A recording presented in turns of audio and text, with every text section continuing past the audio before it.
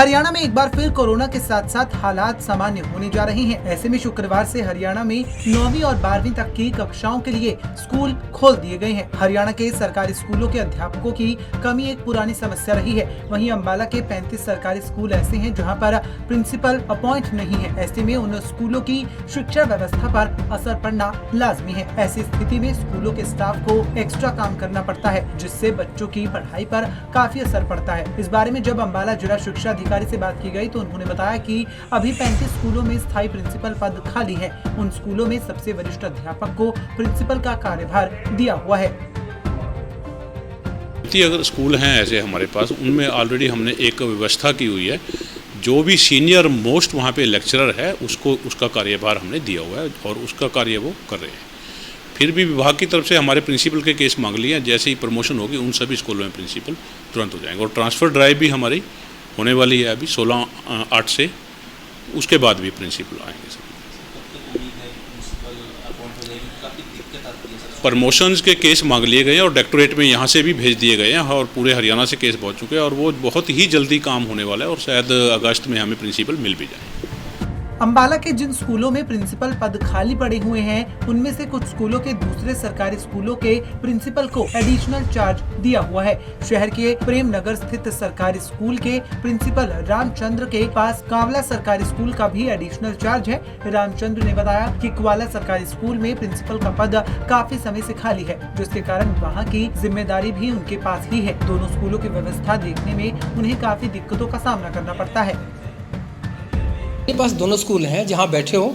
ये प्रेमनगर विद्यालय है, गवर्नमेंट का विद्यालय, अच्छा विद्यालय है। साथ में जो कांवला विद्यालय है वो अम्बाला कैंट अम्बाला 2 में पढ़ा था, उसका भी मेरे पास चार्ज है। तो वो भी एक सीनियर सेकेंडरी स्कूल है, वो भी बड़ा स्कूल है। तो दोनों की जिम्मेदारियाँ, वो भी क्लस्टर है, ये भी क्लस्टर है, क्योंकि CRC उसको बोलते हैं, CRC ये है। तो दोनों चार्जेस मेरे हैं। कारण क्या है कि वहाँ पर काफ़ी समय से प्रिंसिपल की पोस्ट खाली है। तो एडिशनल प्रिंसिपल की पोस्ट खाली होने से, पद खाली होने से जिम्मेदारी फिक्स की जाती है। तो उनकी तनख्वाह निकालने के लिए, उनकी सैलरी निकालने के लिए टीचरों की बहुत दिक्कतें आती हैं। तो उसका चार्ज मेरे को दिया गया है। ऐसे में कितनी दिक्कत आती है सर दोनों स्कूलों संभालने में? दिक्कतें दोनों आती क्योंकि यहाँ चैलेंजेस, खुद मेरे स्कूल में चैलेंजेस ज़्यादा है। ये अच्छा स्कूल है क्योंकि यहाँ बहुत बड़ा स्टाफ है, शहर के बीच में स्कूल है, बच्चों की संख्या 1000 के आसपास है। जब 1000 बच्चे पढ़ते हैं तो जिम्मेदारियाँ बढ़ जाती हैं।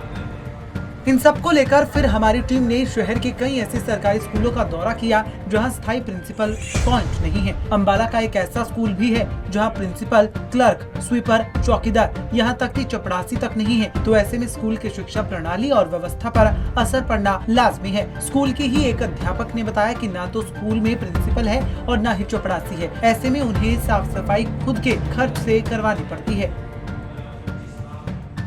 हमारे स्कूल से 30 जून 2019 को प्रिंसिपल सर रिटायर हो गए थे।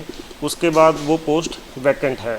उसके बाद अक्टूबर 2020 में हमारे स्कूल से चौकीदार रिटायर हो गए, वो भी पोस्ट अभी वैकेंट है।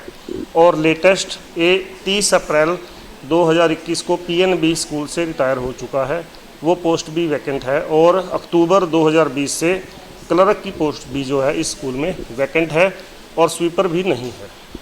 कितनी दिक्कतें सामने? इसमें सर काफ़ी सारी दिक्कतें आती हैं। जैसे स्वीपर वाली बात है, उसकी व्यवस्था तो कर ली मिलजुल के, लेकिन प्रिंसिपल वाले केस में बड़ी दिक्कत आती है। रामचंद्र जी को चार्ज मिला हुआ है, वो स्मूथली काम तो चला रहे हैं, लेकिन बार बार वहाँ जाना पड़ता है या उनको आना पड़ता है। अगर स्कूल में एक प्रॉपर प्रिंसिपल लग जाए तो आउटपुट और ज़्यादा अच्छी हो जाती है। ऐसा नहीं है कि कोई दिक्कत आ रही है, बोलो दिक्कत होना भी बड़ी बात नहीं है। परफॉर्मेंस क्या है, अगर इंडिविजुअल प्रिंसिपल होगा तो परफॉर्मेंस स्कूल की बढ़ेगी। ऐसे में सर आपका स्टाफ और उलझा रहता है तो उसमें बच्चों की पढ़ाई पर भी असर बिल्कुल पड़ता है सर। जब आपको एक्स्ट्रा काम मैनेज करना पड़ेगा तो बच्चों की पढ़ाई नेचुरली प्रभावित होती है।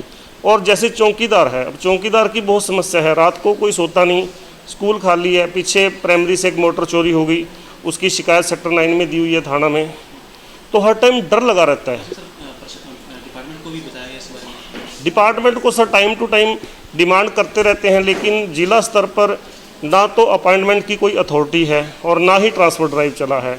दोनों काम जो है स्टेट लेवल पे होने हैं, इसलिए यहाँ हम लिख तो देते हैं लेकिन प्रॉब्लम का समाधान होना मुश्किल है। अब जब स्कूलों में प्रिंसिपल नहीं होंगे, एक प्रिंसिपल दो स्कूलों को संभालेंगे, न स्कूल में चपरासी होगा, न क्लर्क, न सफाई कर्मचारी, तो बच्चे स्कूल जाकर कितना ज्ञान लेंगे। कोरोना काल में पहले ही लगभग 2 साल से बच्चों के भविष्य को लेकर चिंता बनी हुई है, लेकिन जब स्कूलों की ऐसी व्यवस्था सुनने में आती है तो चिंता कई गुना बढ़ जाती है। पंजाब केसरी टीवी के लिए अम्बाला से कृष्ण बाली की रिपोर्ट।